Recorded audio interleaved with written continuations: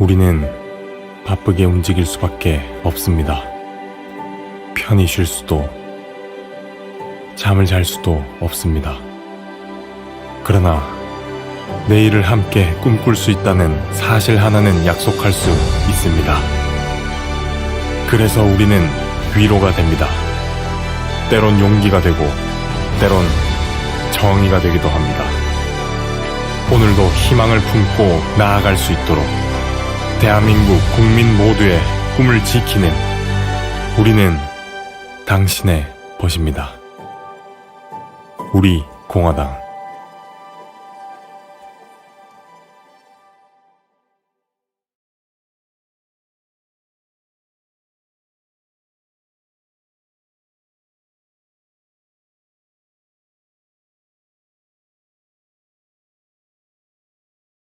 네, 우리 존경하고 사랑하는 우리 공화당 당원 동지 여러분, 그리고 애국 국민 여러분, 동포 여러분 안녕하세요.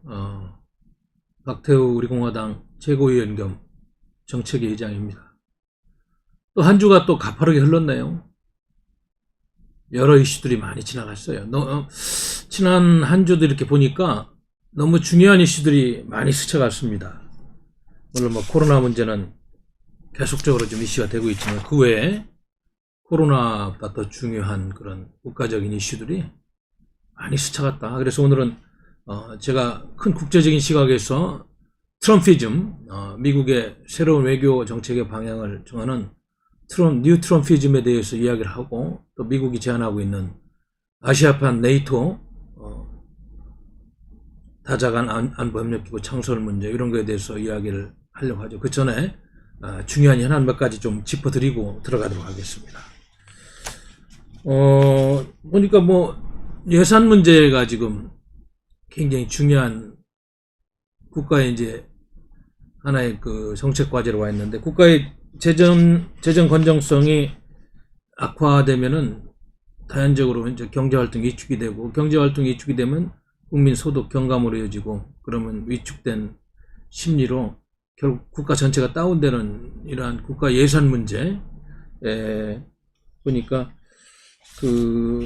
지금 뭐 대충 지금 국회로 넘겼다고 그래. 정부에서 국무회의 의결을 해가지고 넘겼는데, 총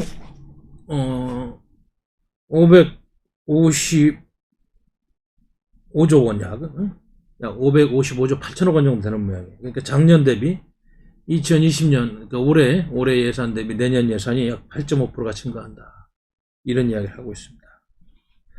그래서 이 555조 8천억에 달하는 2021년도 예산을 충족시키려면 최대한 89조 7천억 원의 국채도 발행해야 된다고, 그야말로 빚덩이에 앉는 국가 경영을 하고 있어요. 물론 뭐 코로나 전국으로 위축된 국내 경기를 활성화시키기 위해서 확장적 재정 정책을 한다는, 또 일부 어려운 국민들을 구제한다는 방침이 있습니다만 걱정이 안 될 수가 없습니다. 물론 뭐 뉴딜 정책이다 뭐다 해서 이야기들 하는데 효과가 얼마나 있을지는 좀 두고 봐야 될 것 같아요. 또 정말로 이러한 엄청난 재정이 우리 현재 대한민국 경제 그 체급에 맞는 예산인지 그것도 한번 살펴봐야 될 것 같다. 알다시피 또 이 예산 중에는 굳이 2021년도에 급하게 시행을 안 해도 되는 예산들이, 물론 뭐 그 분야도 보면은 상당히 중요하죠. 그러나 지금 다급한 상황에서 조금 좀 뭐 1, 2년 좀 시행을 보려도 되는 게 한 서너 가지가 눈에 띄는데, 그게 뭐 원래는 2022년부터 하기로 한 뭐 고교 무상교육을 전면적으로 실시한다는 걸 1년 더 땡겨서 한다고 그러고, 우리 또 고생하시는 장병 여러분들, 사병들 이발비 뭐 또 이발비도 지원하고 10,000원인가요? 봉급도 인상한다는데, 당장 1년 텀을 두고 그거를 지금 해야 되는지 나라가 너무 어려운데, 이런 생각도 좀 드는 측면이 있어요. 그리고 무엇보다도 저는 문재인 정부가 17만 4천 명 공무원을 증원한다고 하고 지금 많은 철밥통 공무원들을 뽑고 있는데, 내년에 공무원 3만 명을 증원해야 되는 것인데, 저는 이거는 다 취소돼야 된다고 봅니다. 지금 대한민국 국민 수에 비해서 공무원 수가 적은 게 아니에요. 많이 전산화시키고 또 효율적으로 일을 하면은 공무원 늘리지 않아도 돼. 이거는 대표적인 잘못된 정책이다. 이렇게 어려운 상황에서 내년에도 공무원을 3만 명 증원한다는 거는 그거는 앞으로 국가에 이루 말할 수 없는 큰 고통을 줄 거예요. 물론 당장 공무원 시험을 준비하는 취업준비생들의 그런 민원도 있겠습니다만 전체적으로 국가의 예산 효율성이라든지 국가 경영의 부담을 생각하면 이 문제는 좀 재고를 해야 되지 않느냐, 이런 생각이 좀 드는 게 사실입니다. 그리고 여러분도 알다시피 그 GDP 대비 국가 채무 비율이 이미 40%가 지금 붕괴된 상황이고, 올해만 보더라도 본 예산에다가 추경 예산을 3차례나 했어요. 그래서 지금 GDP 대비 국가 채무 비율이 지금 43.5%까지 올라와 있다. 이거 국회에서 이거를 방치하면 안 되고 더 철저하게 심사를 해야 된다, 이런 말씀 드리는 거예요.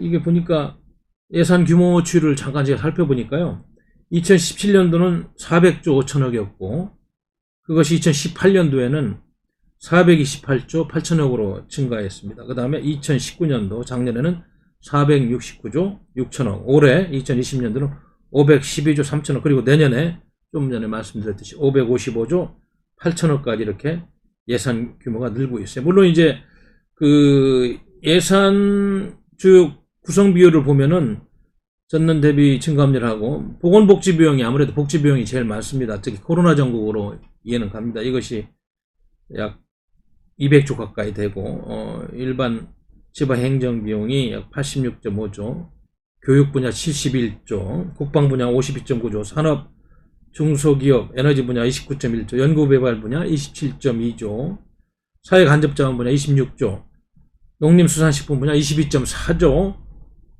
공공질서안전 쪽에 21.8조, 환경 분야 10.5조, 문화체육관광 분야 8.4조, 외교통일 분야 5.7조.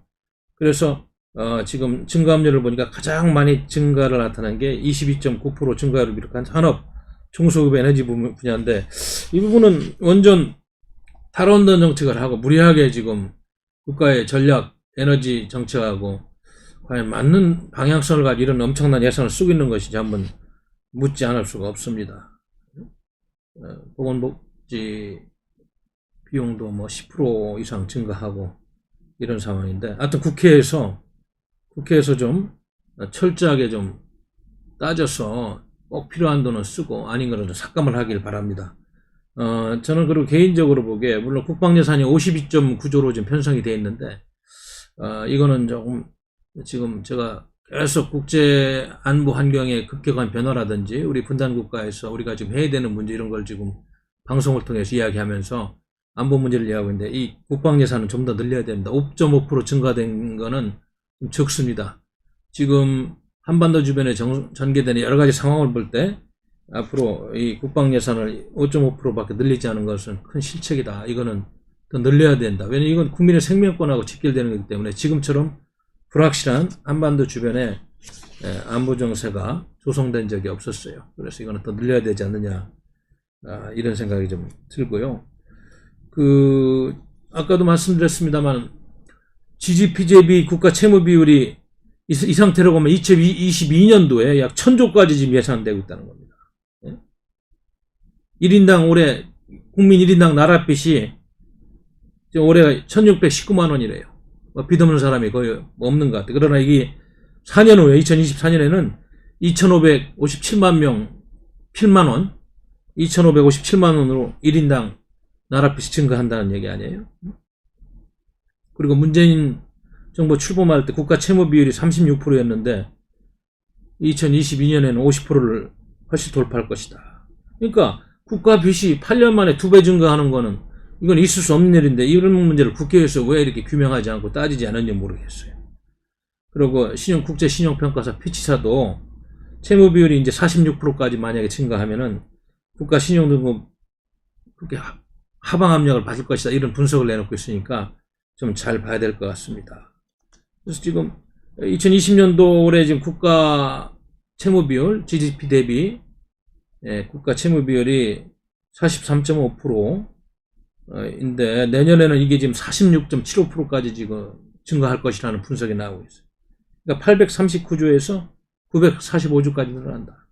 2022년도 가면은 약 1070조가 돼서 50.9%까지 늘어나고 2023년도는 1196조 그래서 54.6%까지 증가하고 2024년도는 1327조로 기하급수적으로 증가해서 58.3%까지 증가한다. 이렇게 국가의 재정 건전성이 악화되면은 과연 대한민국 경제에 미래가 있는 것인지 한번 심각하게 국회에서 논의를 해봐야 될 겁니다. 이렇게까지 지금 국가 채무가 막 증가하고 있는데 이거를 어떻게 지금 해결해야 되는지 이 문제는 경제학자들이 토론하겠습니다만 아무튼 우리 당에서도 이런 문제를 가지고 많은 고민을 해보고 있다. 이런 말씀을 드리겠습니다. 또 1인당 채무가 말이죠. 이렇게 급격하게 막 해마다 증가하고 있잖아요. 아까도 얘기했습니다. 올해는 1619만 원 1인당 나랏빚이 내년에는 1823만 원 늘어난대요. 1823만 원. 2022년도에는 2064만 원. 2023년도는 2306만 원. 네? 여기 지금 통계를 보니까 2024년도에는 1인당 나랏빚이 2557만 명으로 늘어난다. 이렇게까지 지금 나랏빚이 급격하게 늘어나고 있는 현상입니다. 그래서 지금 오늘 저도 새벽에 일어나서 신문을 한 5가지 훑어보니까 문재인 정부 5년 국가 채무증 계획 이명박 박근혜 9년보다도 60조가 많다. 그래서 이렇게 분석 기사를 봤고 지금 문재인 정부 출범 때는 GDP 대비 국가 채무 비율이 36%였는데 마칠 때는 50%가 넘을 것이다. 이건 엄청난 증가세 아니겠어요? 걱정은 안 할 수 없습니다. 그래서 문재인 정부는 박근혜 정부로부터 660조의 국가 채무를 물려받았는데 아마 끝날 때쯤 되면 1000조를 물려줄 것이다. 이거 어떻게 이렇게 아무리 코로나 전국이지만 이건 너무 국가 예산을 함부로 쓰는 게 아닌가 하는 그런 걱정을 지울 길이 없습니다. 아이고 그리고 오늘 새벽에 제가 5시 일어나서 신문 한 5군데 이렇게 훑어보면서 또 한 가지 좀 저를 또 화나게 한 거는 아니 그 추미애 법무부 장관 아들 문제를 가지고 왜 이렇게 검찰에서는 조사를 한다고 그랬으면 깔끔하게 조사를 해서 국민들한테 알리면 되는데 조사를 하는 건지 시시하면서 왜 이렇게 어렵게 하고 있어요? 추미애 장관 아들이 59일간 휴가를 해가지고 병가를 낸 19일은 지금 59일간 휴가한 것 중에서 19일 동안 병가를 냈다는데 기록도 없다고 그러는 거 아니에요? 기록도 없다고 그럽니다. 그래서 그 당시 지금 좀 내용을 살펴보니까 그 당시에 아들이 군복무 당시에 아프다면서 열흘간 휴가를 낸 뒤에 한 차례 또 9일을 더 연장했고 또 이렇게 사병이 말이죠. 아무리 아프다고 해도 20일 가까이 휴가를 낸 것 자체가 일반적인 상식을 가진 사병들이라면 좀 어렵다는 그런 분석이 있고 또 복귀를 해서 휴가를 연장한 것도 아니고 복귀하지도 않고 휴가를 연장하고 또 오늘 뭐 보니까 저 미래통합당 신원식 의원실에서 뭐 자료 낸 걸 보니까 그 추미애 당시 당대표 보좌관이 군 지휘관에게 연락해서 이 문제를 상의했다는 사실도 있고 그래서 이거는 굉장한 특혜고 검찰에서 빨리 수사를 해서 국민들에게 의혹을 좀 해소시켜야 되겠다 이런 말씀을 드립니다. 그리고 병가를 내려면 여러분들 알다시피 의사의 소견서가 있어야 되고요. 진단교력이 있어야 되고 휴가 명령서가 이 3가지가 갖춰져야 되는데 이 3가지가 갖춰지지 않은 정상 절차를 밟지 않은 그런 병가가 아니었냐 이런 지금 국민들의 의혹에 대해서 검찰은 빨리 명명백백하게 수사를 해야 되겠다. 국가의 국무위원이라는 사람이 말이죠. 국회에서 야당 의원들이 물어보면 국방장관은 절차대로 했다고 그러고 추미애 장관은 소설순회한 식으로 이거 국회를 아주 모욕하고 국민을 모욕하는 이런 짓거리들은 해서 안 되겠다 이런 생각이 듭니다. 그래서 이거는 다시 한번 좀 철저하게 조사를 해서 국민들에게 한 점의 의혹도 없이 이 문제에 대해서 좀 알려줬으면 하는 것이 우리 공화당의 입장이라는 말씀을 드리겠습니다.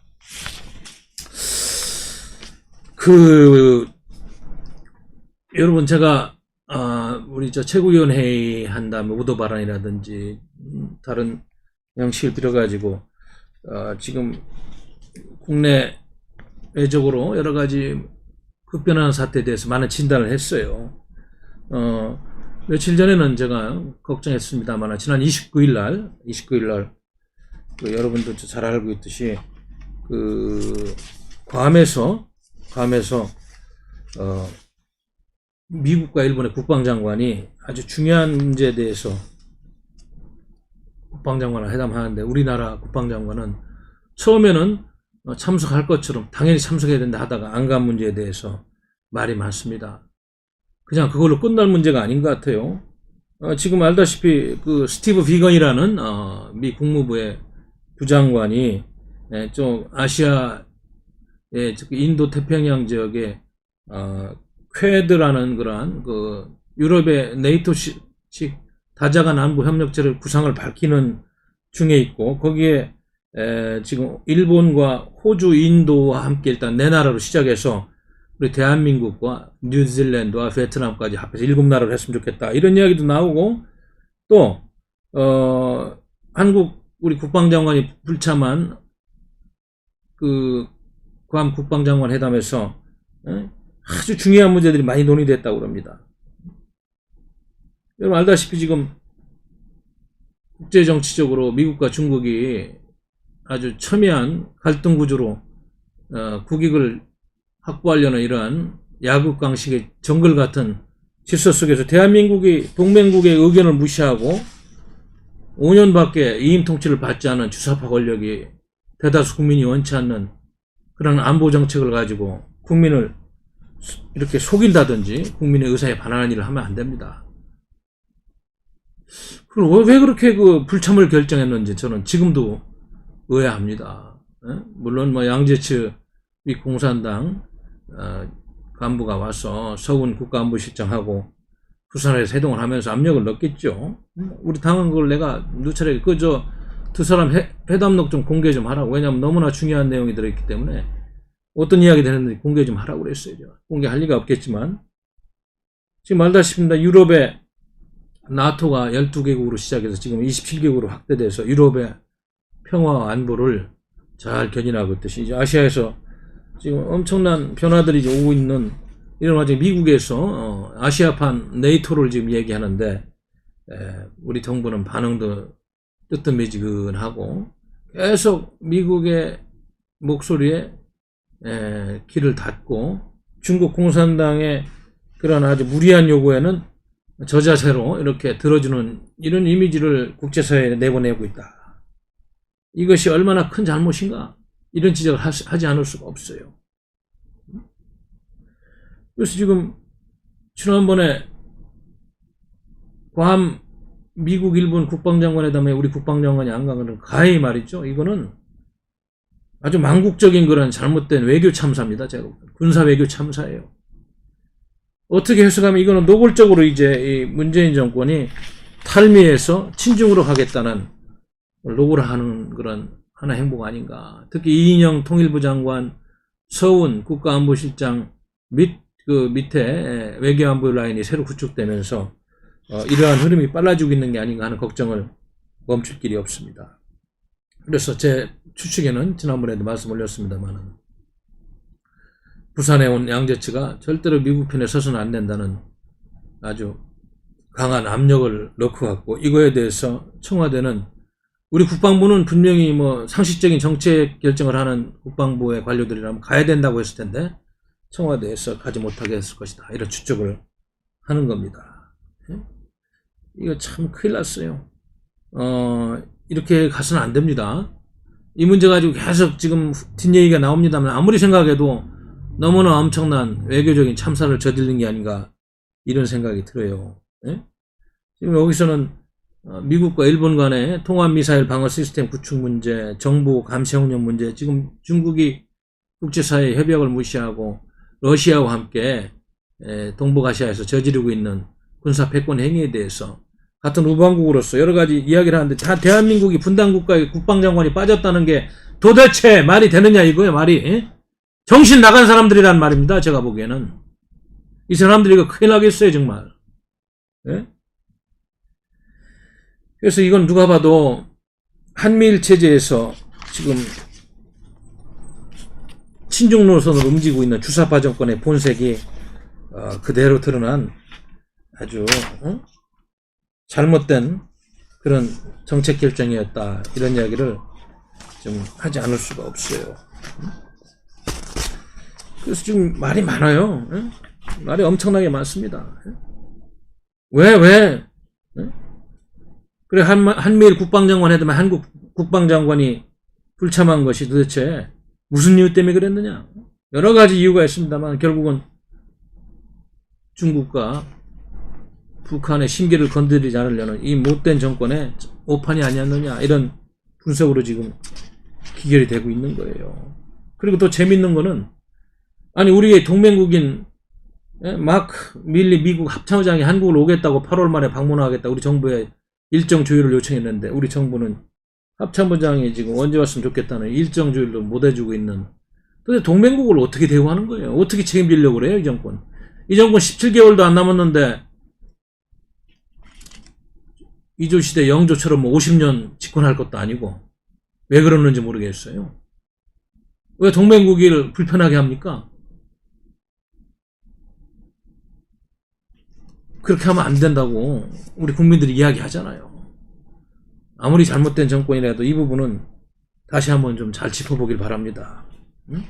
그래서 붉은 주사파가 외교안보 라인까지 다 차지하다 보니까 이런 말도 안 되는 악수 중에 악수를 두고 이렇게 나라가 잘못 가고 있는 것을 우리가 지금 보고 있는 거예요. 6.25 이후에 어렵게 말이죠. 대한민국을 지켜온 한미일 삼각동맹체제를 허물고 친중으로 가서 친북으로 가서 뭘 어떻게 하겠다는 거예요. 예? 아이고 저는 정말 아무리 생각해도 답이 없다.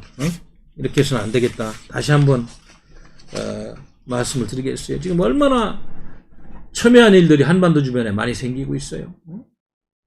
지금 가장 비근한 얘기가 남중국해에서 미국과 중국이 벌이고 있는 그 군사 패권 경쟁. 우리 대한민국에 직격탄을 맞습니다. 우리가 처신 잘못하면요 큰일 나는 거예요 그야말로. 예? 미국의 태평양에 주둔한 제3함대 사령관이 얘기했잖아요. 지금 그러한 남중국해의 그런 긴장관계 때문에 미국은 지금 저 태평양 상공에 해상에 38척의 군함을 지금 갖고 있다. 그 중에는 3대의 항공모함도 포함되어 있다고 합니다. 물론 뭐 비공식적으로 잠수함도 8대가 돌아다니고 있다고 그러고.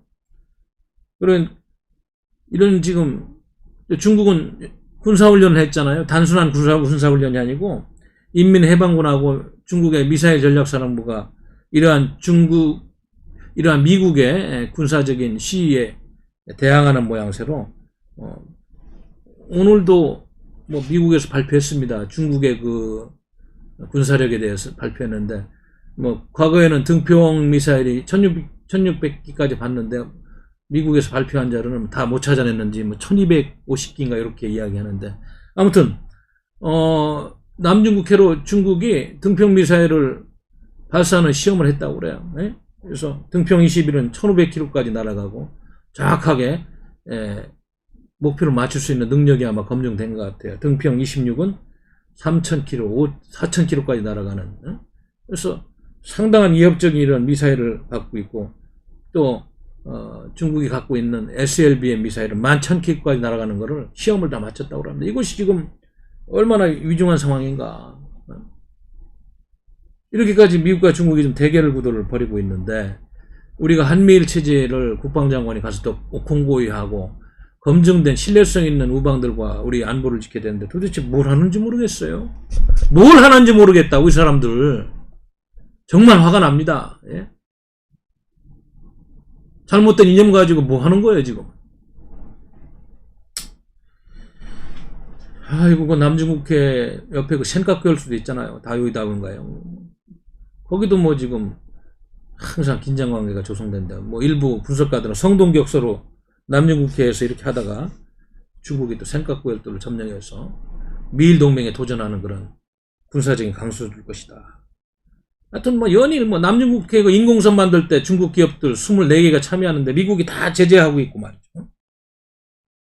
국제 정치적인 환경이 이렇게 안 좋잖아. 시진핑은 그렇지 않아도 중국 권력자들로부터 말해 빨리 퇴진하라는 압력을 받고 미국과의 외교 정책 실패에 대해서 추궁을 받는 상황이에요. 이렇게 전쟁을 통해서라도 권력을 유지하려고 할 텐데 미국은 11월에 대선에 어떻게든 좀 백인 강력한 애국심이 있는 보수적인 계층을 결집하려면 전쟁 분위기로 가야지 표가 많이 오지 않겠어요? 상식적으로 봐도. 그런데 이 정부가 정신을 못 차리면은 어디로 간다는 얘기예요. 그래서 저는 그 양재추 서훈회담에서 우리 정부가 아무리 중국 공산당이 그런 이야기를 하더라도 그런 이야기를 들었으면 안 되는데 참 그렇게 들었는지 말이죠. 걱정을 하지 않을 수 없다는 말씀을 드리겠습니다.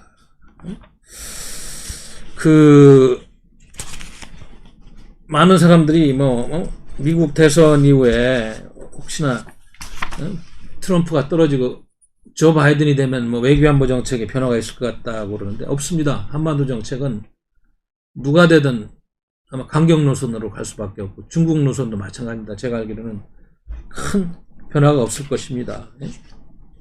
태평양을 중요시하는 정책은 계속 가져갈 거고 또 북한에 대한 그런 미국의 좋지 않은 감정은 겉으로는 외교적인 이야기를 할 수 있습니다만 근본적인 본질은 독재 국가는 안 된다. 인권 문제는 계속적으로 제기될 것이고 핵 문제 안 된다. 계속적으로 나올 수밖에 없고 또 북한이 가지고 있는 많은 생화학 무기, 대량 살상 무기에 대해서 어떻게든 미국이 손을 써야 되는 상황이기 때문에 굉장히 큰 변화는 없어. 아마 비슷할 거다 이런 생각을 하는 거예요. 그러나 이제 북한 핵을 제거하는 문제에 있어서는 방식은 좀 다르겠습니다만 안전하고 검증 가능한 방식으로 오히려 민주당은 더 강화된 검증 방법을 택할 것 같고 이런 분위기도 있습니다. 그래서 저는 앞으로 트럼프 대통령이 지금 이야기하고 있는 큰 흐름, 국제정치 흐름, 그걸 갖다가 이제 트럼피즘이라고 우리 국제정치학자들이 명명을 하고 있는데 트럼피즘이 과연 한반도에 어떤 영향을 미칠 것인가 이런 이야기를 조금 해보겠습니다. 이건 중요한 문제이기 때문에 지난 8월 29일자 제가 자료를 읽어봤어요. 8월 29일자 The 어트랜틱이라는 그런 언론에 기고한 미국 랜드 코퍼레이션, 랜드 연구소의 선임 연구원인 토마스 라이트 씨가 쓴 Will Trumpism Change Republican Foreign Policy Permanently? 그래서 미국의 트럼프주의가 미국의 외교 정책을 영구적으로 변화시킬 것인가 이런 글이 있었어요. 그래서 제가 이걸 자세히 읽어보니까 여기 좀 핵심적인 내용만 시간이 있으면 이거 제가 하나하나 영문을 읽고 번역을 해주고 싶습니다만 시간 관계상 핵심적인 내용만 몇 가지 제가 소개를 하겠습니다. 여기 보면은 이제 이 글에서 Will Trumpism Change Republican Foreign Policy Permanently? 미국의 트럼프주의가 미국의 외교 정책을 영구적으로 변화시킬 것인가 이런 주제의 그런 글에서 몇 가지 우리가 좀 참고해야 될 그런 중요한 정보가 좀 있어요. 일단 70명 이상의 공화당 정부에서 일했던 외교 정책 통들이 트럼프 대통령의 좀 전통적인 공화당의 외교 노선에서 이탈하는 모양새 때문에 약 70명 정도가 조 바이든 민주당 후보를 지지하는 그런 서명을 했다고 합니다. 그리고 만약에 트럼프가 낙선하면 미국 외교 정책 이전 상태로 복귀해야 된다. 그래서 한 70명 정도가 그렇게 했다는 걸 소개하고 있고, 그래서 그들은 과거 로널드 레이건 대통령이라든지 조지 부시 전 대통령들이 자유와 프리덤 앤 디모크래시, 민주주의를 최상의 가치로 설정하고 외교 정책을 수행했던 것과는 반대로 트럼프 대통령의 아메리카 퍼스트 팔러시, 다소 국수주의적인 이런 접근법에 대해서 좀 부정적인 의견을 내고 있다. 이걸 좀 소개하고 있어요. 그래서 거기서 보면 전통적인 공화당의 과거 이제 정책 기반자 및 공화당을 이끄는 지도자들은 동맹국을 우대하고 자유무역을 주장하는 전통적인 가치를 지지하는데, 트럼프 대통령은 지금 동맹국들은 미국을 이용해서 우리 한국과 일본과 같은 나라를 이야기해서 국익을 추구하는 집단으로 이렇게 트럼프 대통령이 인식을 하고 있다. 외교 정책도 큰 비전보다는 하나의 거래 수단으로 인식하는 그런 트럼프 대통령을 지적하고 있고, 특히 이제 메라톤 이니시에이티브라고 지금 트럼프 행정부의 브레인 역할을 하는 사람들이 이 메라톤 이니시에이티브를 통해서 많은 아이디어를 주고 있는데, 이들은 지금 트럼프 행정부는 과거의 전통적인 공화당 정부와는 좀 다른 새로운 전략을 담은 세계관이 필요하다고 이야기하면서 약간은 좀 수정된 노선으로 지금 트럼피즘을 이야기하고 있다, 이런 이야기를 하고 있어요. 그래서 여기서 보면은 미국이 모든 것의 중심이던 단극체제 유니폴라리티가 끝나고 미국도 다극체제의 일부분, 멀티폴라리티의 일부분으로 세상이 좀 바뀌고 있는 상황에서 조금만 좀 전략을 수정해야 되지 않느냐, 이런 이야기를 하고 있고, 누구나 지금 미국 사람들은 중국의 부상으로서 중국의 부상을 어찌 견제하느냐, 이런 문제 가지고 가장 큰 고민을 하고 있다. 그래서 과거에는 러시아를 견제하고 유럽에서 나토를 보호하는 대서양 동맹을 우선순위로 했지만, 지금은 중동에서의 문제도 거의 세 번째로 관심사가 지금 전략가 세 번째로 떨어져 있고, 중국을 어떻게 다루느냐, 이 문제, 부상하고 있는 중국 문제. 그래서 중국의 부상을 실용적인 국력으로 이렇게 평가해서 다루자. 이념적인 중국 공산당을 견제하는 측으로 보는 것은 아니고, 중국 공산당이 이념적으로 자유민주 국가가 아니라서 중국이 문제라기보다는 중국의 덩치가 커지고 민주주의 국가라도 이 정도 국력을 가지고 미국과 경쟁하는 체제라는 실체적인 중국을 봐야 된다, 이런 목소리를 좀 지적하고 있는 것입니다.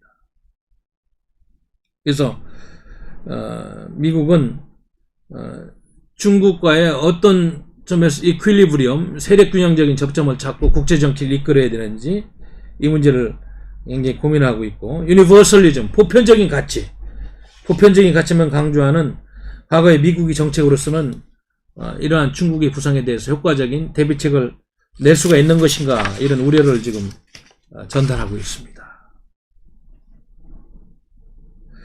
그래서 우리가 너무 민주주의만 이야기하고 이래 하다 보면은 다소 권위주의적이고 민주적인 발전 정도가 적은 인디아라든지 헝가리, 인도네시아, 사우디아라비아 등의 그런 나라들하고 동맹체제가 멀어질 수 있기 때문에 너무 그런 원칙적인 이야기를 하는 것보다는 실용주의에 입각해서 좀 다뤄야 된다, 이런 목소리가 있고, 그래서 유럽도 지금 미국의 이런 변화하고 있는 트럼피즘을 이해하면서 미국 유럽 스스로도 이제는 미국의 과거에 형성됐던 미국 중심으로 유럽 질서를 탈피해서 제3의 축일을 만들어야 된다는 그런 지금 구상들이 활발하게 논의 중에 있다는 것을 소개를 하고 있습니다. 물론 이제 경제적인 측면에서도 unfettered globalization이라고 되도록이면 모든 지구촌의 경제활동을 자유롭게 제한이 없이 이렇게 해주는 것도 좋지만은 지금 신공화주의자들이 트럼피즘을 중심으로 하는 이야기는 자본, 상품, 서비스를 다루는 분야 자본가들이 이득을 보는 그런 unfettered globalization, 무제한적인 지구촌의 현상보다는 국제경제 질서를 조금은 미들 클래스, 많이 가진 자, 그리고 자본과 서비스, 상품의 분야에서 일하는 그런 기업이라든지 그런 집단들의 혜택을 보는 것 중엔 실질적으로 중산층도 혜택을 볼 수 있는 그런 세계 질서가 필요하지 않느냐, 이런 이야기를 지금 하고 있는 것입니다. 그래서 지금 공화당에서 이렇게 트럼피즘으로 이런 이야기를 하는 거는 지금 이번 다가오는 11월 대선에서 전통적으로 민주당 지지자들 표 중산층의 일부를 흡수하는 전략으로도 이야기되고 있다. 이렇게 지금 소개를 하고 있어요. 지금 미국의 전통적인 공화당의 가치, 고전적이고 자유주의적인 국제주의, 그래서 이거는 클래식 리버럴 인터내셔널리즘, 그런 사상은 원래 이제 여러분들 알다시피 동맹을 중시하고, 아까도 얘기했습니다. 자유와 민주주의, 그리고 개방적인 무역 질서에 대한 신념을 굉장히 우선순위를 줬어요. 그래서 클래식 리버럴 인터내셔널리즘 이렇게 했는데, 이거는 뭐 미국에게는 굉장히 큰 전략적인 자산이죠. 철학적으로 전 세계를 리드할 수 있는 보편적인 그런 비전인데, 지금 트럼프가 이거를 너무 버리고 아까도 이야기한 그런 미국 우선주의로 너무 치우치면은 문제가 있다고 그러면서 전통적인 공화주의자들은 지금 문제를 좀 제기하는 그런 측면도 있습니다. 또 공화당 내에는 지금 미국의 트럼피즘과 또 맥을 같이 하면서 좀 신고립주의자들이 목소리도 있어요. 이걸 네오 아이솔레이셔니스트라고 해가지고 지금 그들은 중동 문제라든지 유럽에서는 좀 관심을 덜 가져야 된다.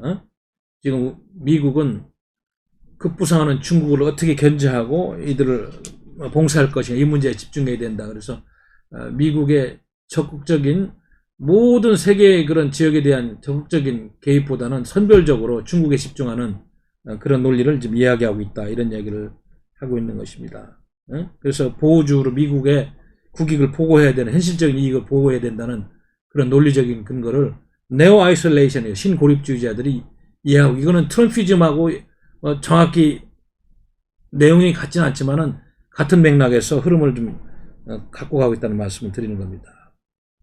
그래서 하여튼 뭐 이런저런 목소리가 지금 섞여서 미국 공화당의 싱크탱크 브레인들 지도자들이 지금 토론을 하고 있는데, 아무튼 민주주의 위기는 안 된다. 미국의 큰 위협이고, 그래서 민주주의는 튼튼히 지금 지켜야 되고, 민주주의가 악화되고 미국이 추구하고 있는 가치가 쇠퇴되면 일단 큰 틀에서는 미국의 경쟁자들에게는 다른 기회를 주기 때문에, 그런 부분에서는 미국이 절대 소홀히 할 수 없다는 그런 견제의 목소리도 좀 만만치 않다는 말씀을 드리겠어요. 그래서 미국이 지금 갖고 있는 뉴 트럼피즘이 과거와는 다른 미국의 국수주의적인 국익을 추구하는 그런 많은 요소를 담고 있습니다만, 전통적으로 미국의 가치라든지 추구해오던 이러한 미국 정책 결정의 중요한 축들이 무시되는 건 아니다. 같은 목소리들이 토론을 하고 있고, 그 축에서 또 신고립주의자들이 트럼피즘과 맥을 같이 하면서 미국의 국익을 우선시하는 이런 흐름들이 있다. 이런 말씀을 드리겠습니다. 아무튼 이번 대선에 이런 것들이 일정 부분 영향을 좀 미칠 겁니다. 영향을 미치고 있기 때문에 한번 잘 봐야 될 겁니다. 그래서 제가 오늘 이 이야기를 하는 거는, 지금 이렇게 한미동맹 문제가 이런 틀에서 보면은 트럼프 대통령이 재선이 된다고 가정할 때 한미동맹 문제도 과거처럼 갈 수가 없어요. 엄청난 변화가 있을 것이다. 주한미군 문제도 감촉론이 나옵니다만은 엄청난 변화가 있을 것이다. 우리 대한민국 입장에서는 이걸 지켜내야 되는데, 지금 같은 주사파 정권의 논리라든지 이 동맹에 대한 가치, 자세를 보면은 이거는 쪽박을 찰 수가 있다. 이런 걱정을 하기 때문에 이러한 미국의 흐름, 철학적인 기제의 약간의 변화에 대해서 관심을 가지고 좀 살펴봐야 된다. 이런 말씀을 드리는 겁니다. 제가 또 하나 글을 더 소개하면은 좀 더 관심을 가지고 살펴본 거는 미국 외교협회에서 나온 특별 보고서인데요. Council on Foreign Relations 스페셜 보고서인데, 로버트 블랙윌이라는 미국 외교협회 선임연구원하고, 아까 조금 전에 소개한 토마스 라이트 브루킹스 연구소 선임연구원이 공동으로 쓴 특별 보고서인데, 그 제목이 뭐냐면 The End of World Order and American Foreign Policy. The End of World Order and American Foreign Policy. 그러니까 세계 질서의 종말과 미국의 외교 정책이라는 특별 보고서를 만들었어요. 이거는 또 보니까 따끈따끈합니다. 지금 제가 원문을 좀 직접 읽었는데 며칠 안 된 그런 보고서예요. 아까도 소개한 것도 8월 말에 나온 거니까 며칠 되지 않았어요. 우리 국내에 소개가 안 된 이야기를 제가 지금 미리 읽고 직접 원문을 읽고 제가 소개를 해드린 겁니다. 이것도 보면은 그 코로나 전국 이후에 전 세계적으로 지금 오늘 제가 새벽에 CNN을 보니까 엄청나더라고요. 뭐 전 세계적으로 지금 코로나 확진자가 2,400만 명을 넘어서고 뭐 사망자는 80만 명을 넘어서는 거. 미국만 보더라도 사망자가 오늘 아침에 제가 보니까 거의 뭐 15만이 넘은 것 같던데요. 확진자는 뭐 500만에 가깝고 뭐 이렇게 본 것 같아요. 뭐 자세한 뭐 이런 상황에서 지금 코로나 전국 이후 미국의 대처 방안에 대한 이런 특별 보고인데, 그래서 여기 이 사람들은 조금 온건한 방법을 제시하고 있어요. 미국이 앞으로 어떻게 했으면 좋겠다. 보면은 여기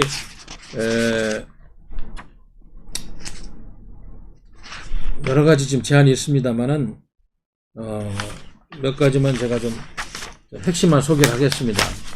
보면은 그 미국의 국익과 현존하는 국제질서 유지 방편으로 다음과 같은 방향을 제시하고 있어요. 그래서 여기 보면은 넘버원이 뭐냐면 create a persuasive 미안합니다. 영어를 조금 하고 좀 번역을 하겠습니다.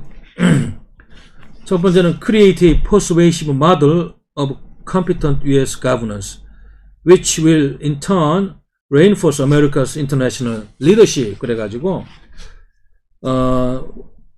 미국의 국제 지도력을 강화시킬 경쟁력이 있고 설득력이 있는 미국의 통치 모델을 개발해라. 지금 중국의 도전으로부터 또 코로나 정국으로부터 지금 요구받고 있는 현실적인 과제입니다. 그 다음에 두 번째는 revitalize North American collaboration. 캐나다와 같은 북아메리카 지역의 나라들과 연대를 좀 강화해라. 전통적인 미국의 그 가장 가까운 우방들하고 관계를 강화하라. 이런 이야기를 하고 있고, 세 번째는 fundamentally reform the way the United States deals with its treaty allies and partners. 그래서 국제사회 도약 동맹국과 동조자들을 규합하는 그런 개혁 방안도 한번 모색해봐라. 이런 이야기를 하고 있어요. 그리고 increase ambitions with Europe.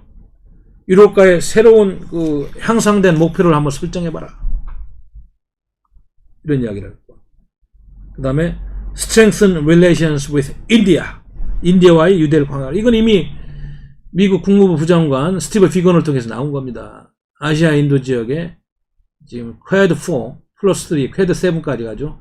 나토식의 집단안보체제 구상까지 나오고 이런 중 아니겠어요? 이게 한국이 자꾸 빠지고 있는 건 이 주사파 정권의 큰 실책입니다. 구한말의 세국정책보다 더 큰 실수를 하는 거예요. 정신을 차리세요, 이 사람들. 그 다음에 invest in international institutions. 국제기구에 더 적극적으로 좀 투자 좀 해라. 그렇죠. 미국이 지금 WHO 같은 데 중국한테 내줬다가 큰 지금 뒤통수를 맞고 있어요. 좀 더 미국의 목소리를 내라. 이런 이야기고, 그 다음에 condition engagement with Russia. 러시아에 대한 새로운 그런 대처 방안을 좀 구성하라. 그래서 제가 말씀드렸습니다만은 지금 중국과 러시아가 군사적으로 미국보다 가깝잖아요. 그러다 보니까 컨디션이라는 말을 썼어요. 새로운 러시아의 관계 정립. 인게이지먼트는 좀 포용 정책 쪽으로 가라냐. 이거는 중국이 지금 당장 급한 현안이다 보니까 이런 이야기 나온 것 같고, 그 다음에 reduce involvement in the Middle East. 아까도 말씀드렸죠. 중동 지역에 관심을 좀 줄이자 이거죠. 그래서 중동 지역에 관심을 제3순위로 두자. 여기도 이미 이게 나왔고, 그 다음에 중동에서 역할을 축소하자는, 미국 역할을 축소하자는 이런 이야기가 나오고, 그 다음에 stop deterioration in the balance of power with China. 그리고 중국과의 앞으로 그 지금까지 미국이 접점을 찾았던 세력 균형의 축을 갖다가 더 악화되는 걸 방지하라. 이건 적극적으로 트럼피즘에서 얘기하듯이 중국의 부상에 대해서 대처하는 그런 방안을 좀 찾아보자는 이야기 같습니다. 또한 여기 보면 compete with China but compartmentalize transnational challenges such as climate change, pandemics and international terrorism 이렇게 돼 있어요. 중국과는 어떤 방식으로든 봉쇄를 하든 경쟁을 하든 대처를 하되 기후변화 문제라든지 전염병 문제, 국제 테러 문제 등은 좀 분리해서 좀 이렇게 선별적으로 대처했으면 좋겠다. 뭐 이런 이야기를 하고 있습니다. 또한 work with other countries so that the rebuilding of national economies is consistent with maintaining an open and mutually beneficial global economy. 그래서 역시 미국이 추구하고 있는 국제의 개방적인 질서, 즉 국제 무대에서 타국들로 하여금 개방적이고 상호 호혜적인 경제 체제의 구축이 모두의 경제 개발에 도움이 되게 협조하는 그러한 상호 호혜적인 외교 활동을 전개를 하자, 뭐 이런 지금 취지로 좀 이런 제안들이 나왔어요. 그래 한 11개 정도 개안인데 이것이 지금 보니까 이 보고서가 제가 알기로는 공개된 게 며칠 안 됐는데 이미 미국의 국무성에 국방성에 외교정책에 반영이 돼서 여기저기 나오고 있다는 걸 제가 느낄 수가 있습니다. 이렇게 따끈따끈한 자료를 가지고 제가 오늘 우리공화당 뉴스에서 대한민국의 최초로 공개를 해주고 있는 것 같아요. 그래서 미국은 지혜롭고 지속적인 지도력을 통해서 미국이 원하는 국제 질서를 형성할 수 있는 정책을 수행할 수가 있다는 결론을 가지고 많은 미국의 싱크탱크 전략가 그리고 많은 그 해안을 가진 관료들이 오늘도 맨날 토론하고 이렇게 여러 가지 고민하고 있다는 말씀을 드리는 것입니다. 우리 한반도 문제가 이런 큰 연장선상에서 이렇게 자꾸 토론이 되고 이러는데 문재인 정부는 이 흐름에 대해서 너무 둔감하고 관심도 없고 오직 중국만 쳐다보고 북한만 이야기하는 잘못된 주사파들에 의해서 큰 시대적인 흐름에 지금 뒤처져 있다는 말씀을 제가 분명히 드리는 것입니다. 그래서 정신 좀 차려야 될 것 같아요. 그래서 하여튼 아까도 말씀드렸습니다만은 뭐 지금 트럼프 대통령이 재선되든 바이든이 뭐 당선되든 뭐 큰 안보 면에서의 큰 차이는 없을 것이다 이런 생각은 드는데 일단 조금 이제 그래도 뭐 큰 틀에서는 차이는 없는데 대북 정권법에서 아마 민주당이 조금 더 실무자 협상부터 시작하는 조금 더 촘촘하고 원칙적이고 완전한 틀을 가지고 북한 핵 문제를 다룬 반면에 트럼프 행정부는 톱다운 방식, 국가의 지도자가 위에서 만나서 큰 틀에서 합의하는 이런 방식을 앞으로도 갖고 갈 거라는 좀 그런 생각은 좀 듭니다. 하여튼 인권 문제 이거는 차이가 있을 수가 없어요. 그래서 민주당이 인권 문제에 더 강력하고 뭐 더 실용적인 접근법을 취할 것이라면 트럼프 대통령은 이야기는 하되 조금 정치적으로 김정은이라는 북한의 지도자하고 타협을 해서 인권 문제를 강하게 이야기하지 않을 수 있는 그런 뉘앙스는 있습니다. 그래서 이 미국이 지금 한반도 문제를 바라보는 축이 굉장히 지금 우리 정부가 어떻게 하느냐에 따라서 요동을 칠 수 있는데 지금 엊그제 괌에서 한 국방장관도 안 가고 있고 또 유엔과 국제사회에서 합의한 이런 보편적인 문제들 우리 정부가 소극적이고 자꾸 빠지는 거는 대단히 큰 실책이라는 말씀을 드리지 않을 수가 없습니다.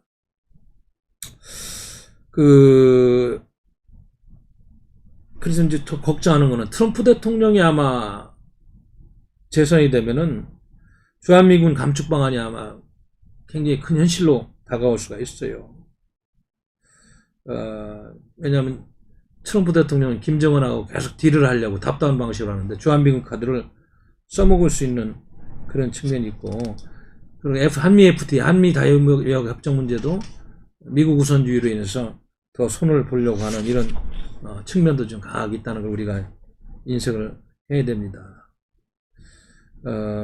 그래서 북한 문제와 중국 문제가 이렇게 안 풀리고 교착 상태였으면 재선된 트럼프 대통령은 아까 뉴 트럼피즘에 기반해서 중국 봉쇄 선언을 폼페이오 국무장관이 이야기했듯이 아주 강경한 노선으로 갈 수 있는 여지가 있다.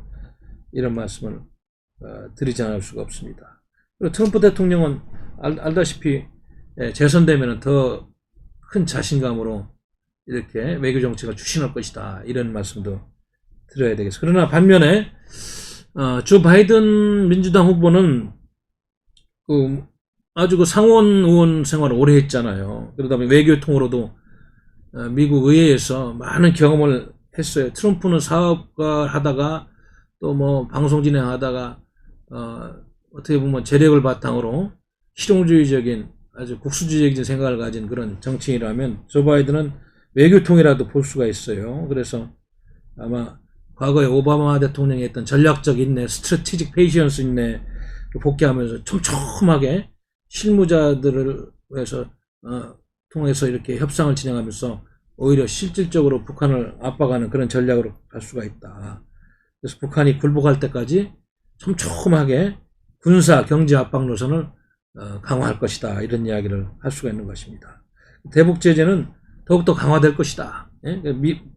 북한이 오히려 트럼프보다도 대북 문제에 있어서 바이든 대통령을 상대하기 굉장히 어려울 수가 있다는 얘기죠. 예? 뭐 바이든 후보는 그동안에 상원 외교위원회 이런 데서 북한 문제에 대한 정보를 많이 축적했기 때문에 결코 김정은에게 뭐 끌려다닌다든지 놀아나는 일은 결코 없을 것이다. 이런 생각을 합니다.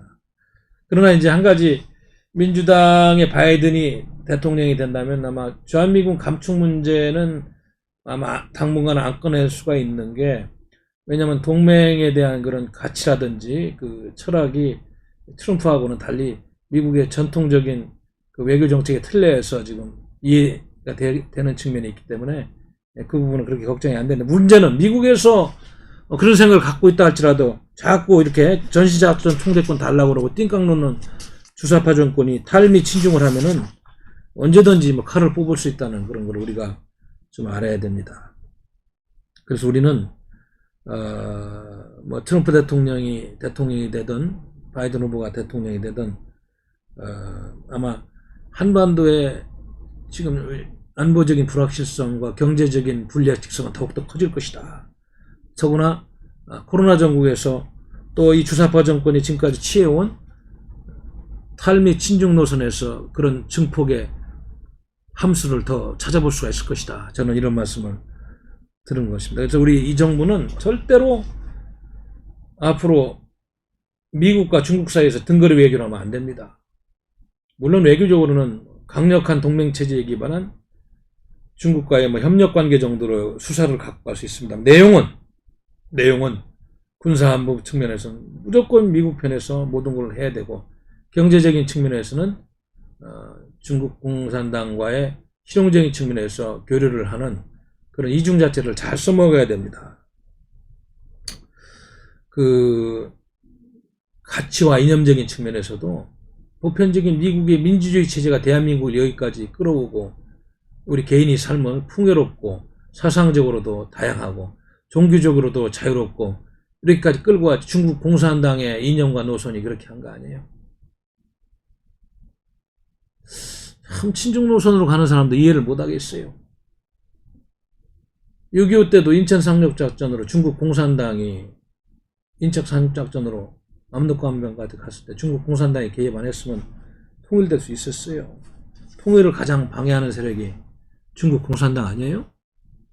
주사파 정권은 자유민주 통일을 원하지 않습니까? 연방대 통일을 원해서 그런 거예요? 네, 한번 물어보고 싶습니다. 그래서 우리가 상식과 보편적인 민주이념에 추천한 정부가 되고 외교정책에 대해야지 미국과 가까워지는 거지. 지금처럼 보편적인 상식을 벗어나서 반민주적인 권위주의적인 공산당 체제로 달려가는 정부 가지고는 대한민국은 다 잃어버릴 수가 있어요. 그래서 앞으로도 많은 일들이 생길 텐데 지금 당장 눈앞에 떨어진 현실적인 그런 문제들에 대해서 당장 답을 해야 돼요. 오늘이라도. 왜 안 갔습니까? 밤에 거기 가서 중거리 미사일 중국의 등평 중거리 미사일에 대항하는 미국의 중거리 미사일 일본과 한반도에 배치해야 되고 얘들은 뭐 1250개 1200개 얘기하는데 내가 보기에는 최소한 여기 뭐 수백 개는 배치해야 될 것 같은데 사드도 또 배치해야 되고 그리고 미국이 지금 구상하고 있는 네이토식 아시아 태평양 지역의 새로운 다자항모 협력체 한국은 베트남이나 뉴질랜드는 한국은 참여사를 받겠다고 들었는데 한국은 뭐 하고 있어요? 당연히 가야 된다고 얘기하고 말이죠. 마크 릴리 합참의장님 빨리 오셔서 한반도의 이 어려운 군사 형국에 대해서 좀 이해를 하시고 대한민국의 생명권을 지키고 한미동맹을 강화하는 그런 구상을 해봅시다. 이렇게 해야 되는데 미적미적 일정도 안 주고 말이에요. 뭐 하는 사람들인지 모르겠어요. 정말 화가 납니다. 정말 화가 나요. 어떻게 이렇게 우리가 잘못된 세력들한테 정권을 줘가지고 속이 타고 말이죠. 화가 나고 상식에 벗어나는 외교안보 정책을 하고 있는지. 자꾸 정치인들 뭐 욕해봤자 의미는 없습니다만 국회에서도 그거 하나 제대로 따지는 놈도 안 보이고 어떻게 해야 되는지 정말 너무 걱정입니다. 우리 존경하는 당원 동지 여러분, 그리고 애국 시민 여러분, 해외 동포 여러분, 제가 오늘은 아직 우리 국내에 소개되지 않은 따끈따끈한 그 미국의 싱크탱크들이 쓴 두 개의 하나의 논문하고 하나의 특별 보고를 기반으로 지금 미국 대통령 선거 전국을 기반으로 새로운 사상적인 흐름과 그리고 미국의 최고의 인텔리들이 생각하는 세계 경영 전략의 철학적 흐름, 그리고 지금 나타나고 있는 현상, 그리고 한반도에서 어떻게까지 우리가 영향을 받고 우리 정부는 어떻게 해야 되는지 조금 대략적입니다만은 큰 틀에서 말씀을 올렸어요. 우리는 공당이기 때문에 누가 보아도 자유우파의 그런 사상적인 흐름은 정책적으로 이렇게 연결이 되지 않은 의미가 없습니다. 우리가 보수우파다 자유우파다 이런 이야기에서 해서는 안 돼요. 경제정책 그런 면에서 우리 당의 그런 가치가 있습니다만 지금 이렇게 분단 국가로서 한치도 알 수 없는 안보 정국에서 우리 공화당이 추구해야 되는 그런 가치에 대해서 제가 국제적인 흐름과 맞물리면서 정책위 의장으로서 몇 말씀 드리는 겁니다. 과거에 제가 사무총장을 하고 태극기 집회 총괄본부장을 하고 또 투쟁할 때는 여러분들 알다시피 뭐 일주일에 한 번씩 집회하고 뭐 기자회견하고 광화문에서 1년 동안 있을 때는 제가 뭐 이런 걸 이야기할 기회가 없었어요. 그저 국내 정치 현안에 대해서 다급한 이야기를 하고 그들을 비판하고 했습니다만은 정책위 의장으로 자리를 옮기고 조금 자료를 들여다보면서 지금 이게 얼마나 중요한 시점에서 우리 당이 어떠한 노선을 가지고 외교안보 정책을 앞으로 제안을 하고 우리가 주도적인 대한민국의 정치 세력이 되면은 이러한 철학적 정책적인 문제를 어떻게 접목할 것인지 고민을 할 수가 있는 겁니다. 그래서 저는 그렇게 하고 있고 앞으로도 그렇게 우리 당원 여러분들에게 다른 신문이나 이런 데서 언론에서 볼 수 없는 따끈따끈한 자료들을 소개를 해드릴까 합니다. 그것이 지금 제가 해야 되는 일이다 그렇게 판단을 하고 있습니다.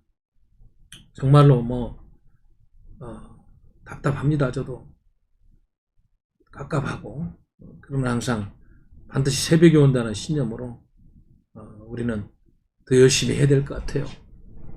저는 최근에 개인적으로 이렇게 많은 사색을 하고 있는데 이조 시대 중종 때 그 정암 조광조라는 그 당시 개혁파에 대해서 많은 관심을 가지고 좀 자료를 보고 있어요. 왜 그러냐? 시대가 혼돈스럽고 혼미할 때 돌연히 국가와 민족을 위해서 자기의 신념을 실천한 개혁가, 개혁 정치인의 상징으로서 조광조를 이야기하는 것입니다.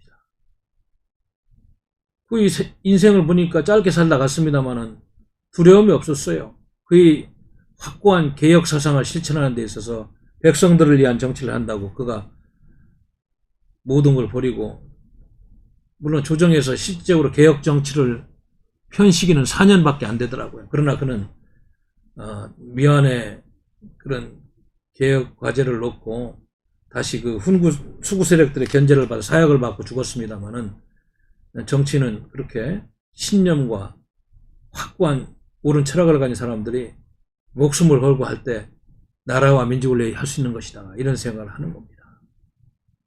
특히 지금과 같은 혼돈의 시대, 어둠의 시대, 희망을 잃은 시대에는 그런 정치인들이 많아야지 나라가 됩니다. 이것저것 따지고 그럴 때가 아닙니다. 이 방송을 통해서도 얼마나 많은 처방을 냈어요. 길이 있습니다. 길이 여러 가지 있는 게 아니에요. 남 이제 욕하는 것도 징그럽습니다. 그 자식들 잘못한다고 맨날 욕하고